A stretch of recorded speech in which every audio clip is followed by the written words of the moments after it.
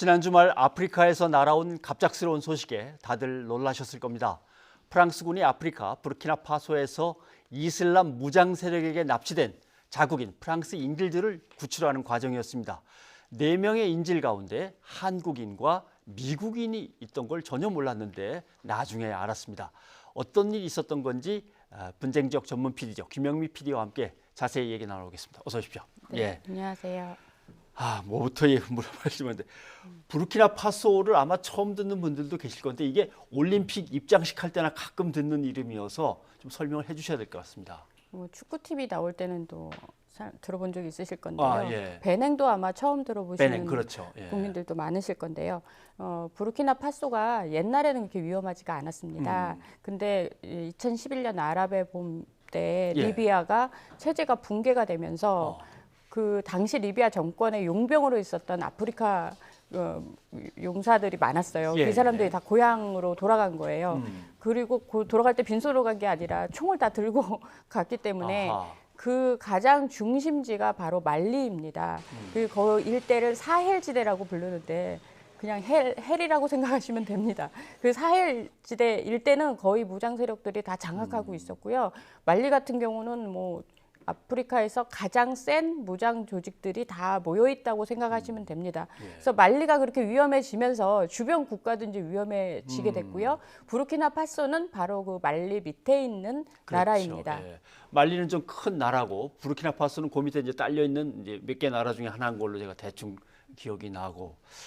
그러면 이 여성분은 어떻게 거기까지 가서 결국 납치가 되게 됐는가? 아마 그 경위를 이제 보셨을 텐데 말이죠. 아마 이제 세계 여행을 한다고 한 1년 6개월 정도 여행을 하셨다고 합니다. 그래서 아프리카 중에 가장 많이 여행객들이 이제 도전하는 곳이 케냐, 이집트, 네. 모로코가 이제 첫 번째 관문으로 많이 통하는데요. 보통 유럽에서 배를 타거나 이러면 모로코나 튀니지 쪽으로 많이 와요.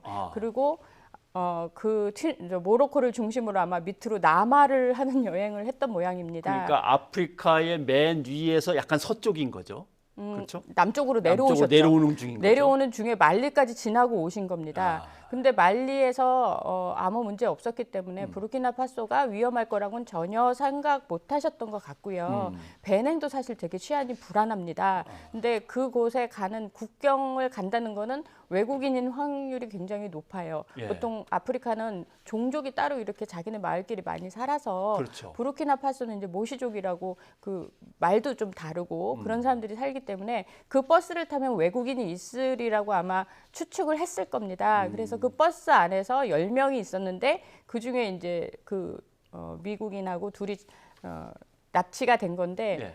한국 사람이라서가 아니라 외국인이라서 아마 눈에 띄었을 겁니다. 예. 참.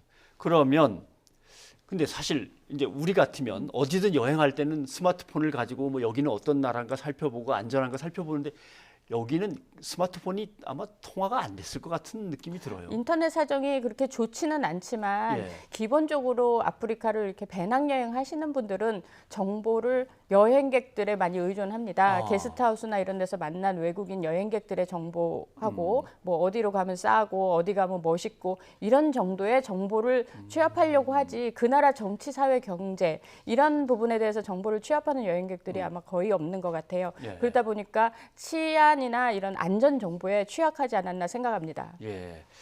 그러니까 인질 이제 4명 가운데 프랑스인 2명 있었잖아요. 이 2명은 아마 옆 나라인 베냉을 들렸다가 납치가 됐다고 이제 들었는데, 근데 프랑스 정부는 어떻게 알고 작전을 꾸미기 시작한 거죠?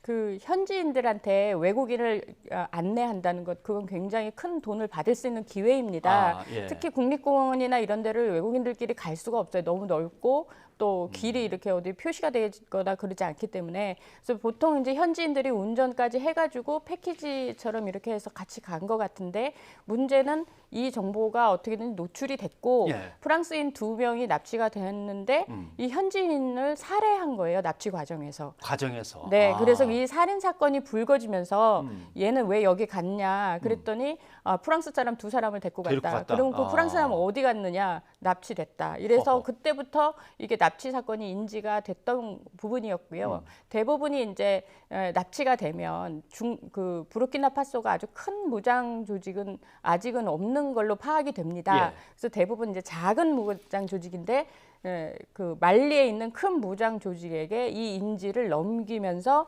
몸값을 그쪽에 받아내는 그런 비즈니스를 같은 그러니까 거를 하는 거죠. 부르키나파소의 아주 작은 그냥 폭력 조직이라면 직접 프랑스 정부를 상대로 뭐 연락을 해서 몸값을 받아내 이런 거는 상상을 못하고 그냥 큰 조직한테 넘기고 그냥 대가를 좀 받는 거 아마 이런 과정이었을 거다 이렇게 보시는군요.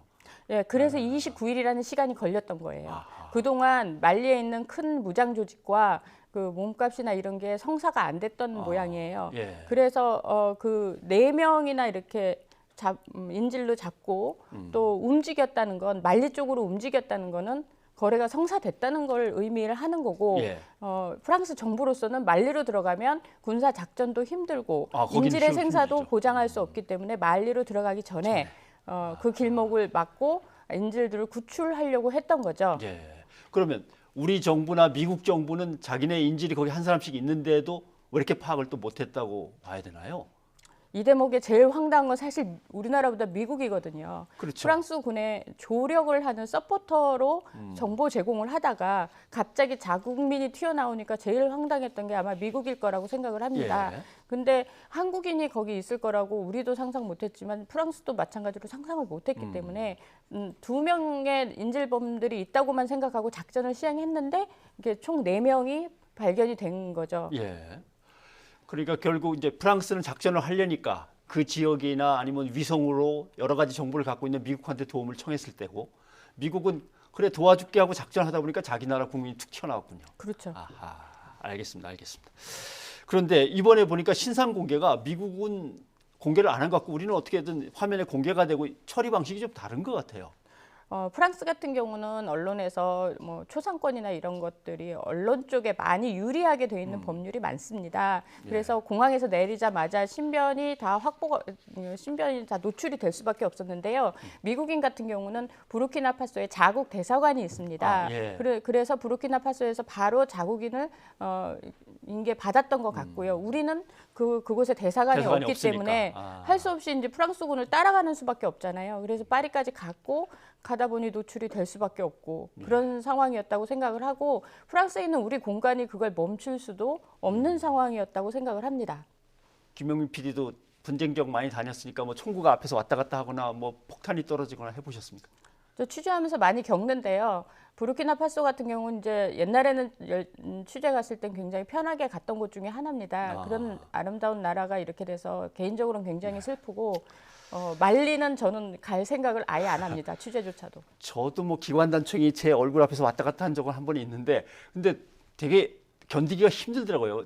끝나고 났는데도 이런 경우 이 여성분 같은 경우는 많이 이게 심적인 타격이 클까요? 29일 동안 갇힌 생활을 했기 때문에 예. 정상적으로 생활하기가 지금은 굉장히 힘드실 것 같고 그 트라우마도 오래 가실 것 같습니다.